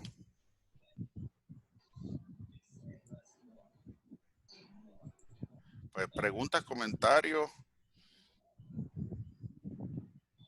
Gracias, don Jorge. Esa es la idea, que pensemos y nos cuquemos y hagamos eso. Sí, Carla, una de las ideas también de hacerlas así en digitales, que todo el mundo pueda llegar y que no importa dónde estemos nos podamos beneficiar. Y la tertulia va a estar luego en la página del instituto para que la puedan ver, por eso se está grabando, de manera que aquellos que quieran después volverla a escuchar o compartirla con otras personas lo puedan hacer. Ronnie. Ronnie me escribe por aquí: basado en el panorama que has descrito, ¿de qué maneras específicas ves que nosotros en Schoenstatt podamos contribuir al nuevo normal de la cultura y la sociedad puertorriqueña? Hay varias cosas que yo creo que nosotros desde Schoenstatt tenemos que insistir. Uno, yo creo que tenemos que insistir en la pedagogía del pensar orgánico. Y insistir en la pedagogía del pensar orgánico no es solamente hablar del pensar orgánico, es vivir el pensar orgánico. Como decía ahorita, a veces nosotros en nuestra propia vida manifestamos el mecanismo de muchas maneras. Y tenemos que hacer ese testimonio del pensar orgánico, ¿verdad? Y del pensar y hacer orgánico. Segundo, hay que recuperar los espacios de comunidad. Y cuando digo recuperar los espacios de comunidad, no estoy invitando a nadie aquí a violar la orden ejecutiva, a exponerse a los $5,000 de multa y a la cárcel. Cuando digo de recuperar los espacios de comunidad, es cómo nosotros hacemos comunidad desde la pandemia. Cómo nosotros desde nuestros hogares, desde el santuario hogar, desde nuestro espacio de familia, hacemos comunidad y recuperamos la comunidad. Y vivimos la solidaridad a pesar del distanciamiento, ¿verdad? Una de las grandes críticas que se hacía a la primera orden ejecutiva, que después quedó superada, pero una de las grandes críticas que se le hacía a la primera orden ejecutiva es que no dejaba espacio a la atención de los deambulantes, de las personas sin hogar, porque era tan estricta en el encierro que pues, cualquier gesto de solidaridad podía verse como una violación de la orden ejecutiva. Ustedes saben que, por ejemplo, en Florida arrestaron a un médico que estaba en la calle haciéndole pruebas a los deambulantes de COVID, ¿verdad? Pues es el tipo de cosas que, o sea, cómo nosotros podemos vivir la solidaridad y manifestar la solidaridad. Y tercero, vuelvo al último elemento que mencionaba, que es el de la realidad eclesial. Cómo nosotros vivimos la realidad eclesial desde el modelo del santuario hogar. Y recuerdo que hace unos años tuvimos un encuentro sobre el santuario hogar en el santuario, y era una de las cosas que Monseñor Corrada insistía cuando le hablaba a la familia en aquella ocasión. Ustedes tienen aquí la respuesta a la iglesia doméstica y a la necesidad de vivir en este momento ese espacio de la iglesia doméstica que está en el santuario, hogar. O sea, hay que plantear esas tres cosas con mucha franqueza, con mucha profundidad y sobre todo con mucho testimonio. El pensar y vivir orgánico, la solidaridad y el tema el tema del santuario hogar. Maritza, si sí, buenas noches, Ocean. Primero que nada, para felicitarte, porque realmente el desafío es grande. Muy bien, tu hijo te dijo que si no había aprendido nada, y yo entiendo que realmente todo esto tiene que ver cómo lo manejamos cada uno interiormente para que cuando salgamos al exterior seamos modelaje de que vivimos nuestra espiritualidad. Mi pregunta es, y la hago al público, ¿cómo nos vamos a seguir vinculando los Schoenstattianos para hacer modelaje de esa modelo de la mujer de fe que es la Virgen? Que tú muy bien lo pusiste, y cómo nos reintegramos, ¿verdad? A saber que se espera algo de nosotros para ese pasado mañana, como tú muy bien hablaste, qué es lo que nos espera afrontar y cuán fortalecidos espiritualmente estamos nosotros para ser modelos a otras personas cuando podamos salir afuera. Gracias, Ocean, de verdad te lo agradezco. De nada, Marisa. Y tomo un comentario que escribe Carla sobre el tema educativo. Miren, yo creo que para muchos de nosotros ha sido muy difícil tener la escuela en casa. Yo estoy trabajando full time desde casa, así que imagínense, usualmente son 6 horas de reunión diaria desde casa, más las clases, más haciendo asignaciones con los 3 nenes, mandando las asignaciones a la escuela, verificando que hagan lo que tienen que hacer y cómo lo hacen, pero nos devuelve a los padres el ser los primeros educadores. O sea, nos devuelve a los padres el ser los primeros educadores, porque la educación no es solamente los contenidos que le dan en la escuela, la educación es todo un sistema de aprendizaje y de vida. Entonces, ¿qué mejor momento para hablarle a nuestros hijos y educarlos como si estuviéramos haciendo homeschooling desde la perspectiva de la pedagogía del ideal? No qué tú quieres ser, es la pregunta que siempre le hacen a los niños. No es que tú quieres ser. Yo siempre he dicho, esa pregunta está muy mal planteada. No es qué tú quieres ser, es quién tú quieres ser. ¿Quién tú quieres ser? ¿A qué tú quieres llegar? ¿A dónde tú quieres llegar? Y en el quién tú quieres ser y a dónde quieres llegar, el qué tú quieres ser es un medio. Es un mecanismo de cómo yo alcanzo eso, pero no lo define. ¿Verdad? Y uno de los grandes problemas es que a mucha gente la define su profesión. No definen ellos su profesión. ¿Verdad? A mí no me define ser abogado. Ahora, quién yo soy define qué clase de abogado y cómo yo soy abogado. ¿Verdad? A nadie lo define su profesión. Yo defino mi profesión, pero lo hemos invertido. Lo hemos invertido. Entonces, si tú quieres ser eso, tienes que estudiar estas cosas, tienes que vivir estas cosas, tienes que hacer estas cosas. Y no, la realidad es que ¿cómo llego a hacer eso, verdad? Entonces, aprovechar ese tiempo que estamos en la casa, que estamos desde otro espacio y desde otra perspectiva, es uno de esos elementos fundamentales. Carla estaba pidiendo entrar, no sé si ella puede desactivar su micrófono sola o alguien se lo tiene que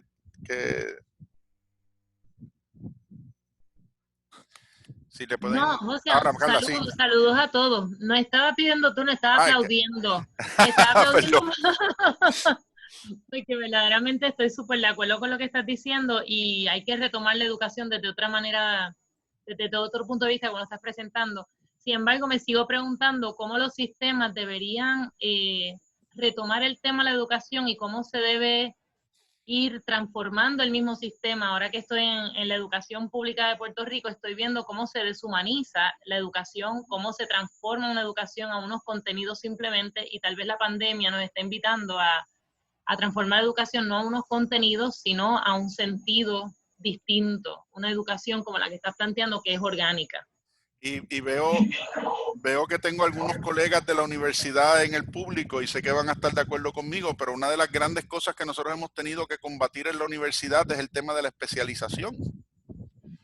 Definitivamente. Porque cada vez queremos bachilleratos más cortos y por lo tanto más especializados, entonces la educación es totalmente tecnocrática.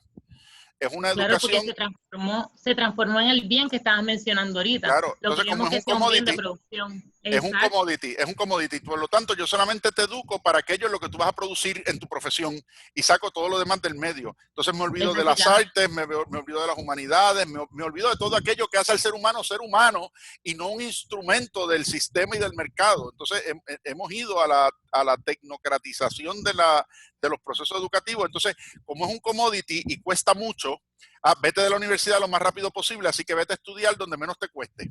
¿Y dónde menos te cuesta? Pues donde el programa es más corto. Entonces, hemos achicado tanto los programas que todo lo que es educación general, todo lo que es bellas artes, todo lo que es humanidades, se ha salido de los currículos. Claro, y se ha perdido esa capacidad de pensar fuera de la caja, de pensar con creatividad, y de hecho ahora mismo las humanidades están salvando el planeta, porque la gente se está reconfortando en el arte, en las visitas virtuales, en tantas cosas que le dan un espacio de expresión. Porque de qué manera me saco esta pandemia si no lo tengo esos espacios de expresión espiritual, artística, creativa, etcétera. Y en la lectura. Y en tantas otras cosas que de verdad enriquecen. Y créanme que una de las grandes batallas en la universidad siempre es esa. Y a mí me da gracia porque a veces las discusiones van al punto, es que siempre los bachilleratos de la católica van a ser más largos porque tienen que coger las filosofías y las teologías. Y yo, bueno, el colmo sería que vinieran a la Universidad Católica y ni siquiera aprendieran a pensar y a creer, ¿verdad? Que al final hagan con eso lo que quieran, pero para la universidad hay que venir a aprender a pensar y aprender a creer. Si no, a que vayan a un colegio técnico y cojan por allá cualquier cosa. Entonces, este espacio es un espacio que se abre también a eso, porque aunque uno depende del contenido que la escuela da, cómo uno lo matiza y cómo uno lo realiza y cómo lo hace en el espacio particular, es una riqueza también que hay que ver de la pandemia. Hay tantas cosas que hay que repensar. Hay tantas cosas que hay que repensar. Mire, hasta los modelos de consumo. A veces vivimos con tanta prisa que entre la universidad, la escuela, el soccer, el coro, las otras cosas, uno termina comiendo fuera la mitad de las veces. Usted no sabe lo que yo me he disfrutado en esta semana, la cocina con los nenes. Que es una cosa que en la regularidad de las circunstancias, claro, no se la puede. prisa no nos deja disfrutar eso. No nos deja. Y son esos espacios que uno tiene que aprender y utilizar. Y me dice por aquí que y Martínez, pero es que no la veo aquí en la pantalla. No, el Lester. Lester, perdónenme. Sí, doctor, adelante. No, la preocupación es interesante la charla. Obviamente la aceleración de la globalización fue secundaria a la revolución informática. Y si hubiera leído a Toffler en los años 80, él predijo todo lo que está pasando más o menos hoy día en una serie de libros. Dado eso, dado que la tecnología está avanzada y va a seguir avanzando, no hay paro a eso, ¿cómo entonces podemos usar esa misma tecnología que en una forma nos ayuda y por otra forma nos desayuda? En otras palabras, en una forma nos acerca. Yo estoy en Tampa y estoy visitando con ustedes en Puerto Rico. Eso me ayuda. En otra forma me desayuda porque tal vez tengo mi ciclo de mis amigos que piensan como yo, son los que siempre me mantengo en email y en Facebook o lo que sea, ¿no? Tecnología funciona de ambas formas. La preocupación es entonces cómo usamos esta tecnología, que por cierto no va a parar. La tecnología de cómo vamos a enseñar los estudiantes del futuro, y no estoy hablando de los próximos 40 años, estoy hablando de los próximos 10 años, va a cambiar 180 grados. ¿Cómo entonces aceptamos esa tecnología y la usamos de tal forma que nos pueda hacer lograr lo que queremos lograr desde el punto de vista cristiano? Yo creo que hay un... No darle la espalda a la tecnología, sino cómo podemos usar la tecnología de tal forma que nos resulte al plan que queremos usarlo. Bueno, definitivamente esto es una demostración que la tecnología la usamos para lo que nos conviene usarla cuando nos conviene usarla. Este espacio que tenemos aquí hoy. Y yo creo que la respuesta no es darle la espalda a la tecnología, ¿verdad? De darle la espalda a la tecnología y a la innovación, mucho ya le costó a la iglesia en su historia. Y a los buenos, ¿verdad? Porque siempre los malos encuentran los usos más rápido que lo que los buenos le podemos dar. Y en ese sentido, la iglesia siempre ha planteado una cosa muy particular. Mire, la tecnología es neutral. Lo que hace buena o mala la tecnología es el uso que le damos. Entonces, si la tecnología nos la planteamos como una enemiga, nosotros mismos le vamos a dar mal uso. Si la tecnología la planteamos desde esa centralidad del ser humano, entonces cómo yo aprovecho mejor la tecnología para avanzar al ser humano. Y cuando hablo de avanzar al ser humano, me refiero a la mayor dignidad y protección del ser humano. Y ahí es donde yo creo que está el reto fundamental, ¿verdad? De cuál es la evaluación y el uso que hacemos de la tecnología y no darle la espalda. Insisto, darle la espalda sería un gran error.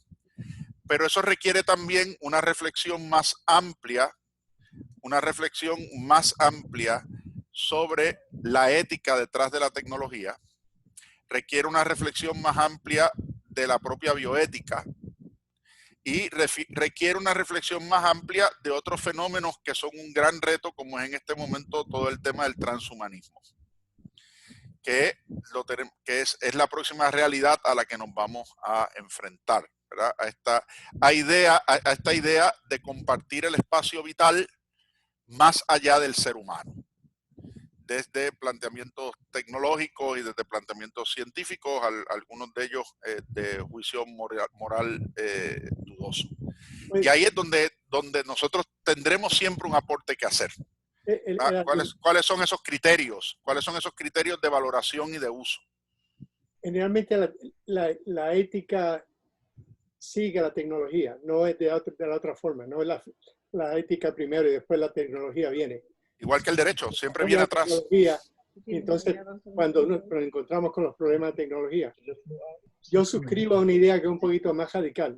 Yo creo que el humano está cambiando y va a cambiar desde el punto de vista tecnológico mucho más de lo que ni siquiera podemos pensar. La pregunta entonces, la preocupación es cómo lo hacemos de tal forma que nos lleve donde queremos llegar. No es pelearlo, sino como Padre Kentenich. O sea, yo voy a Dachau, está bien, yo voy para Dachau. Tengo una opción, ¿voy para Dachau o voy para Dachau? Ahora puedo ir a Dachau molesto y dando, no, ¿verdad? Y lo más seguro, hubiera muerto, hubiera sido un ejemplo malo y no hubiéramos tenido el movimiento que tenemos hoy día. O la otra opción es, vamos a emplazar Dachau y vamos a tratar de hacer lo mejor que podamos. Y eso es lo mismo que está pasando. Esto podría ser un Dachau o podría ser el venir nuevo del humano en una forma que nos acerque más a María. I don't know. No, y precisamente ese es el tipo de reflexión que quiero provocar y es al que quiero invitar, ¿verdad? Porque ninguno de nosotros tiene la respuesta, ni es una respuesta individualizada tampoco, es una respuesta que tiene que nacer de esa reflexión y que tiene que nacer de esos espacios de vida. Y el elemento mismo, fíjense, y es cierto, la tecnología siempre viene primero y la reflexión viene después, pero hay fundamentos a la reflexión que son anteriores a todo, ¿verdad? Y esos principios y esos fundamentos no cambian. Entonces, uno puede anticipar el juicio sobre ciertos desarrollos y decir, aunque no lo vea, si este desarrollo va en esta dirección, yo puedo anticipar el juicio moral de esa dirección, no tengo que esperar a que ocurra. Y yo creo que ahí es donde tenemos que caminar. cuáles son las claves para guiar esos desarrollos. Y ese es el tema de la hermana Elena, y ella va a estar trabajando unas tertulias sobre ese tema, pero y no me quiero meter en aguas profundas que no son las mías, pero pienso, por ejemplo, en el tema de lo que le pasó al proyecto de inteligencia artificial que llevaba Google y Microsoft hace unos años, que lo tuvo que detener y desconectar cuando se dio cuenta de que había llegado a Babel. ¿Y por qué digo que había llegado a Babel? Porque el sistema que habían desarrollado empezaba a desarrollar su propio lenguaje incomprensible para los que lo estaban manejando. Y tan pronto llegó a ese punto, they pulled the plug. Lo desconectaron. Y, ops, ya esto se nos va a salir de control. Entonces, como uno, si bien es cierto que la reflexión final sobre el uso, uno siempre viene a posteriori, los fundamentos del juicio moral y los principios del juicio moral existen a priori, ¿verdad? Y esos fundamentos del juicio moral, desde la perspectiva nuestra, tienen que incluir el pensar orgánico y tienen que incluir la verdad antropológica del ser humano, aunque el concepto de ser humano, yo no pienso que, o sea, puede cambiar lo humano, el ser humano no cambia. Y eso es un elemento fundamental. Y por eso la diferencia entre un sistema ético y un sistema moral, ¿verdad? Que también es un aspecto que se discute en todos estos elementos. Porque hay cosas que yo puedo justificar bajo ciertos esquemas éticos, que aunque puedan ser justificados bajo ciertos esquemas éticos como el del utilitarismo, no pasa en el juicio moral cuando hablamos de la distinción entre lo bueno y lo malo, y no la mera utilitas como la definiría un sistema utilitarista clásico. Hermana Nancy, pero se tiene que dar usted un mute, que tiene allá el control ahí. Sí, buenas noches a todos. Gracias, doctor Lester, por su comentario. Me emociona muchísimo que en el acta de prefundación el padre lo habla muy claramente, y le leo, me voy a quitar los lentes para verlo mejor. Dice, en el acta de prefundación, él dice, está hablando de todos los adelantos en el 1912, y él dice, en adelante no podemos permitir que nuestra ciencia nos esclavice. Ese es el criterio. Ese es el criterio, que nos esclavice. Debemos tener dominio sobre ella, y entonces mientras más conozcamos las tendencias, los anhelos de la naturaleza, mientras más avance la ciencia, el grado de nuestro avance en la ciencia debe corresponder al grado de nuestra profundización interior, de nuestro crecimiento espiritual. Que entonces nosotros, desde Schoenstatt, por eso entonces le damos tanto énfasis a la autoeducación, para entonces crear ese balance que la ciencia va a continuar. No tiene frontera, no tiene parámetros, pero nosotros sí. Nosotros estamos conscientes de los beneficios, estamos conscientes de las debilidades de la tecnología, de los peligros, pero como el padre dice, no vamos a cortar las líneas de la electricidad, y hoy diría, no vamos a dejar a un lado el internet. Vamos a conocer sus beneficios, sus peligros, pero vamos a concentrarnos en nosotros entonces y profundizar en nuestra autoeducación para poder entonces dominar, manejar esa tecnología. Y si nos fijamos, el magisterio de la Iglesia nos ha dado unas claves extraordinarias en ese sentido. Si uno piensa que hemos celebrado el aniversario de la Humanae Vitae de Pablo VI y todo su significado y su importancia en el tema de la moral sexual y reproductiva, Si uno piensa en la Redentor Hominis, donde Juan Pablo II pone de manifiesto toda su visión antropológica, y hoy sabemos más de cómo se escribió Humanae Vitae y sabemos el rol que tuvo Juan Pablo II y que tuvo Juan Pablo I en la redacción del documento final que publicó Pablo VI sobre el tema, y uno mira lo que el Papa Francisco nos ha planteado en Laudato Si y lo que nos planteó en Evangelii Gaudium sobre los descartes y sobre la respuesta a las necesidades del ser humano, que siguen siendo las mismas. Entonces el criterio es ese criterio de respuesta, ¿no? Cómo esto enriquece lo que soy, cómo esto enriquece a la persona y cómo esto viene a satisfacer las necesidades del individuo y no a convertirlo en esclavo de nuevas formas de exclusión, o en esclavo de nuevas formas de marginación, o en esclavo de nuevas formas de sometimiento, ¿verdad? Y yo creo que al final del camino esa tiene que ser la riqueza de la evaluación que se haga, y por eso insisto en que quizá el juicio ético es posterior, pero la valoración moral siempre es previa, porque los fundamentos de la valoración moral no cambian, son los mismos, ¿verdad? Y ahí y por eso el pensar orgánico es tan importante, y vuelvo a insistir sobre él. Vi la propuesta de Ronnie de que debemos hacer alguna tertulia también sobre el efecto social directo en la familia, y Carla había sugerido el tema de las escuelas, así que los voy poniendo en mi listita de los temas para las tertulias subsiguientes. ¿Una otra pregunta? ¿Algún otro comentario? ¿Alguien más que esté viendo conectarse? Aquí. Te oigo. ¿Me escuchas? Sí, te escucho. Sí, buenas noches a todos. Escuchando tu plática, tu tertulia hermosa, ¿verdad? Pero yo creo que lo que ha pasado en el tiempo nos ha dejado claro que estábamos viviendo una vida demasiado rápida,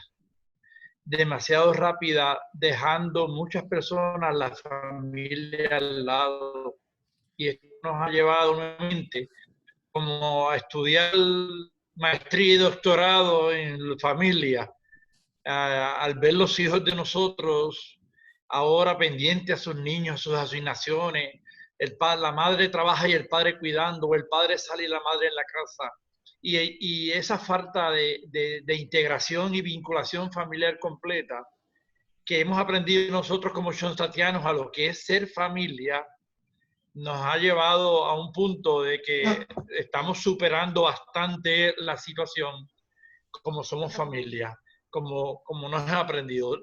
El distanciamiento físico es fuerte, pero el distanciamiento social, pues lo podemos superar con este medio, con la llamada con las hermanas, con el mensaje de texto. La falta que nos hace de ver nuestro santuario, de caminar por sus alrededores, de ver las plantas, de saludar a las hermanas, eso lo estamos superando por la vinculación que tenemos con el santuario del hogar.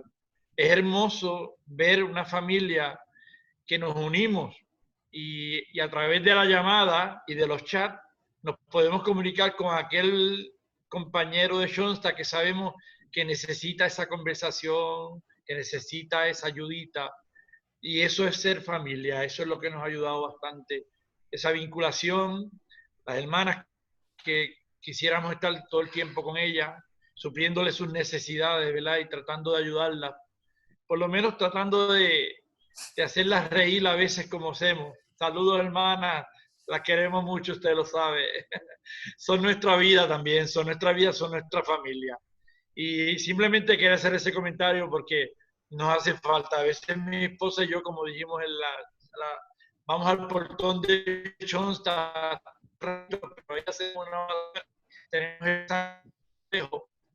y estamos cerca, ¿verdad? Estamos cerca. Y lo otro que para terminar, que quisiera decirle muchas felicidades a mi hermano Carlito Figueroa, que está de cumpleaños. Carlos, yo sé que estás de cumpleaños, estás viejo, me vas a alcanzar. Felicidades, sabes que te queremos mucho y la familia también, a ustedes los ama. Así que buenas noches, Dios los cuida a todos. Gracias, Ojeda. Yo felicito a Carlos esta mañana por otra de las redes sociales. Y eso que tú dices del santuario, yo decía, cuando yo estudié en Holanda, aproveché la semana y media que tenía de vacaciones en Semana Santa para venir a Puerto Rico porque yo no podía estar Semana Santa fuera de Mayagüez. Y ustedes no saben el sufrimiento que ha sido para mí, que veo las cúpulas de la catedral desde casa, haber estado la Semana Santa fuera de lo que es la Semana Santa usualmente en Mayagüez. Y ustedes saben todo lo que hacemos en catedral y sobre todo en esos días. Y les decía el otro día a las hermanas que ya tienen una gran ventaja que nosotros no tenemos, es que ya quisiera yo poder hacer distanciamiento social en ese entorno del santuario, con todo ese espacio y con toda esa facilidad de poder caminar y movernos por allí. Y les decía, hermana, yo no sé si existe la santa envidia, si existe se las tengo, si no existe creo que me tengo que ir a confesar, pero no puedo ir a confesarme porque no hay manera todavía. Pero yo creo que hay un elemento fundamental, Ojeda, de lo que tú planteas y en un comentario que escribía Mayela, y es otro de los elementos centrales que la pandemia nos tiene que ayudar a recuperar cuando ponemos freno a la prisa, y es el tema de las vinculaciones. Si algo el padre insiste en su pedagogía y en su antropología, es precisamente la necesidad de las vinculaciones y cómo las vinculaciones son las que restauran esa imagen del hombre nuevo y restauran esa nueva comunidad. Entonces, si otro de los grandes aportes que nosotros tenemos que hacer es precisamente cuando yo hablaba ahorita de ese modelo de comunidad, cómo vivimos esa nueva comunidad en el entorno de la pandemia, tiene que ser desde la recuperación y la restauración de todas esas vinculaciones. Y ahora es cuando tenemos el tiempo, tenemos el espacio y tenemos los medios para afianzar esas vinculaciones de tal manera que cuando salgamos de la pandemia no volvamos a donde estábamos, sino volvamos desde unas vinculaciones restauradas, desde unos espacios nuevos de correlación de unos con los otros y de arraigo, ¿verdad? No olvidemos que ese es uno de los elementos centrales de la vinculación. No solamente asociarme con eso otro, es arraigarme con eso otro, es poner mi raíz y compartir mi raíz con eso allí donde estoy vinculado, allí donde estoy planteado. Y pienso que eso es esencial a ese proceso, porque de lo contrario sufrimos el distanciamiento. Pero si uno se mantiene vinculado, no existe el distanciamiento, no existe tal cosa como la separación, ¿verdad? ¿Por qué? Porque uno siempre está unido en ese vínculo y en ese esfuerzo. Yo creo que es una de las realidades esenciales de este proceso y de este tiempo, ¿verdad? Que nos da esa pausa, nos obliga a esa pausa. Y según la naturaleza se ha ido restaurando porque nosotros estamos encerrados, pues de la misma manera el encierro nos tiene que restaurar a nosotros, ¿verdad? Son unas vacaciones forzadas, aunque yo he trabajado más desde casa de lo que trabajo en la oficina todos los días, créanme. Pero al final es otra forma de trabajar, es otro estilo de trabajar del cual uno mismo se siente restaurado, ¿verdad? Y cómo uno pone su esfuerzo en lograrlo, ¿verdad? Y ahí es donde está el mérito, ¿verdad? Cómo uno pone su esfuerzo en lograrlo, porque pues, no es decir voy a Dachau, como decíamos ahorita, no voy a Dachau y voy a ser libre en Dachau. Y todos los días voy a vivir para ser libre estando allí, no importa qué. Y voy al exilio y voy libre al exilio. Ustedes no me mandan al exilio, yo me mando, ¿verdad? Pero me voy diciendo la verdad. Y me voy diciendo la verdad porque estoy convencido de la misión que tengo, ¿verdad? Y ese es el gran valor de esa plática, ¿verdad? Yo estoy convencido de la misión, estoy convencido de lo que la misión implica para mí, pero acepto la misión con convencimiento. Sé cuál es mi misión, sé cuáles son los retos que implica y la acepto. Y por eso lo hago. Entonces, esa voluntad del hacer y del pensar, esa voluntad del ser libre y del hacer libremente, y esa voluntad de entonces regenerar los vínculos orgánicos que producen la nueva comunidad de esos hombres y mujeres que se saben y se sienten libres. Entonces, yo creo que ese es uno de los grandes retos para nosotros como schoenstattianos. ¿Me siento libre o no me siento libre? ¿Me siento libre o no me siento libre? ¿Soy libre o no soy libre? ¿Hago o no hago de forma libre? Y tan pronto uno asume las cosas con esa libertad, y tan pronto uno asume las cosas desde esa perspectiva de libertad, automáticamente cambia cómo uno las enfrenta y cambia cómo uno las vive y cambia cómo uno las asume, ¿verdad? Y yo estoy seguro que cada uno de nosotros ha enfrentado circunstancias que lo han puesto de frente con hacerse esa pregunta. Bueno, Señor, ¿hasta aquí? O Señor, por donde tú digas.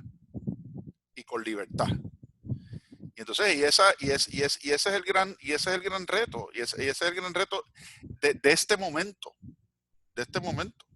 Hay quien puede decir, bueno, pues me gindo, no aguanto más el encierro, no aguanto más lo que está pasando, no puedo bregar con la situación, y se puede hasta aquí llegué. Entonces salgo, rompo todos los protocolos de distanciamiento, me enfermo y al otro día estoy lamentándome porque lo hice. O uno puede decir, bueno, Señor, desde mi libertad, pues no hay nada más libre que entregar la libertad. No hay nada más libre que entregar la libertad. Y yo creo que eso el Padre nos lo enseñó de muchas maneras. El verdadero hombre libre es aquel que entrega hasta su propia libertad, sabiendo que a quien se la entrega hará producir abundantemente desde esa libertad. Y por eso creemos en el capital de gracia. Si no, ¿para qué estamos en esto? ¿Verdad? Y yo creo en el capital de gracia porque lo que aporto allí, Dios lo recibirá, porque lo doy desde mi libertad, no para mí mismo, no para los frutos y los méritos que pueda tener para mí, sino para que lo use donde mejor necesite, a quien más necesite, como mejor necesite, con la confianza de que el aporte libre que hace otro, en su momento, vendrá también a suplir mi propia necesidad y mi propia circunstancia. Y eso es lo que la pandemia nos tiene que enseñar también, a que aún en el encierro tenemos que vivir libremente y tenemos que vivir desde el pensar orgánico y desde la vinculación. Y por eso es que tenemos que repensar el mundo de allá afuera, no cuando salgamos, sino desde ahora. Cómo ese mundo que hay allá afuera era para mí un impedimento a mi libertad por la prisa, por la rutina, por tantas otras cosas. Cómo ese mundo estaba afectando mis propias vinculaciones. Cómo ese mundo va afectando mi propio vivir y pensar orgánico. Y entonces, desde esa respuesta, cómo enfrento los problemas de ese mundo y qué propuesta hago frente a los problemas que ese mundo está viviendo y está, más que viviendo, sufriendo en estos momentos.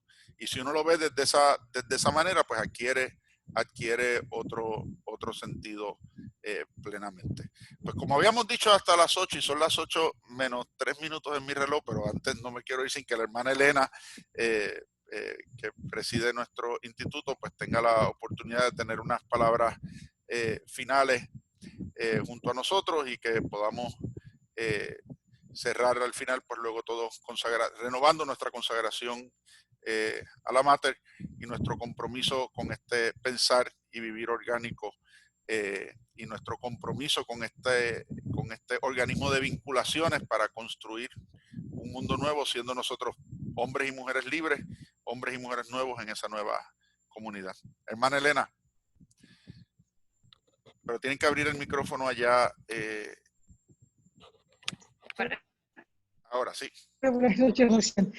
No, solamente quería, en lugar de comentar todos los puntos tan esenciales que has señalado, quería felicitarte porque has ilustrado en tu procedimiento de la presentación precisamente el pensar orgánico del padre fundador. Y eso no se sabe del pensar orgánico y otra cosa, ilustrarlo de forma tan eficaz como has hecho. Y uno pensar orgánico, aquí tengo la técnica, uno de los elementos del pensar orgánico que a veces no centramos es que todo pensar orgánico es un pensar centrado. Y efectivamente ha centrado toda la exposición económica, tecnológica, política, todos los aspectos que has tenido que tocar, es como satélites en torno a un centro que es lo ecológico. y la necesidad de la reflexión. En cierto sentido, es como si pudiéramos, que post-pandemia, volvemos a pensar filosófico. Creo que vamos a descubrirlo en su auténtica utilidad. Así que muchas gracias, José.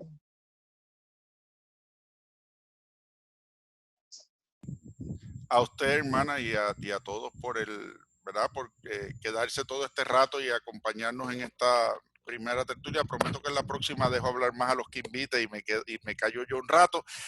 Pero queremos, de nuevo, quería que nos sintiéramos todos provocados a pensar, a reflexionar, a meditar y sobre todo a reafirmarnos en nuestro compromiso con lo que hemos puesto en nuestra consagración en el santuario al servicio de la construcción del reino mariano del Padre, y eso es lo más importante. Voy a pedirle a Ronnie que que nos está acompañando también desde la Florida, que si nos dirige él en la consagración. Si abrimos todos los micrófonos, lo que va a escucharse es el eco de todos juntos. Lo que les pido es que los mantengamos de esa misma manera cerrados, pero que nos unamos a él a rezar la renovación de nuestra consagración, y que él entonces nos dé la bendición, y con ello pues demos por concluida la tertulia. Ronnie. Hacemos entonces todos, oh Señora mía, oh Madre mía.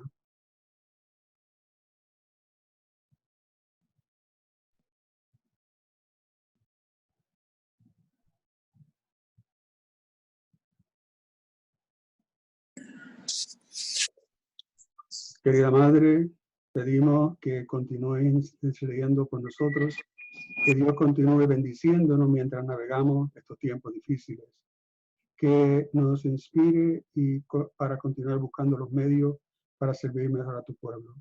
Protege a cada uno de nosotros y a todos los que están encomendados a nosotros. Protege a todo nuestro pueblo, que caminamos poco a poco hacia un futuro que Dios Padre tiene previsto para todos nosotros. El Señor esté con todos ustedes, que por la intercesión de nuestra Santísima Virgen y en manos de nuestro Padre José Kentenich, que el buen Dios le bendiga a todos, el Padre, el Hijo y el Espíritu Santo. Amén. Nos cum prolepia, benedicat Virgo María. Pues gracias a todos y estén pendientes a la invitación de la próxima tertulia. Buenas noches y nos estaremos viendo.